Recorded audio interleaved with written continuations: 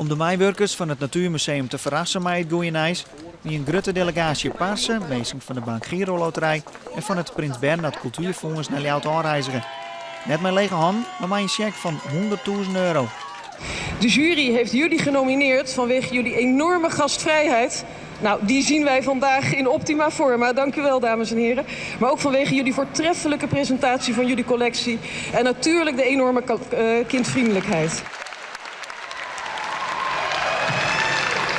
Beste mensen, allemaal ontzettend fijn dat jullie er zijn. En natuurlijk allemaal heel erg bedankt voor jullie inzet. We hebben dit met z'n allen gedaan. Ik ga dan ook geen namen noemen. We hebben zoveel support gehad, zoveel enthousiaste reacties. Dat ik had eigenlijk ook niet anders verwacht dat we de prijs zouden krijgen. Maar ja, het was natuurlijk wel met drie zware concurrenten. Maar het is denk ik verdiend dat wij het hebben gekregen. Tiental musea hier naar haar aanmeld voor de prijs. Na een kritische blik van een vakjury blundert 4 uur. Daar kon het publiek dan weer op stemmen.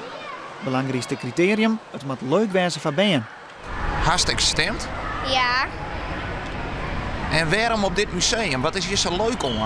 Nou, ben vrij en dan kun je al je leuke dingen doen. Kan je een voorbeeld noemen wat hier bijvoorbeeld leuk is? Er is er is heel vaak weer een ander thema. Dat vind ik wel erg leuk. Er liep het maar geen eind te komen aan het succes van het Natuurmuseum. Verleden jaar waren alle bezoekers er kost verbrutsen. Zo wie de tentoonstelling Dino's by Night een groot succes. En ook de Eet- en Weethuisexposities waren van soort bezoekers. Het stapelt zich wel op, er zit een hele mooie lijn in. We hebben de prijs nu, reden te meer. Ik roep er ook iedereen op, kom kijken of het ook waar is dat dit het natuurleukste museum van Nederland is. Op de prijs zit wel een betingst. 24.000 mij vrij bestegen worden.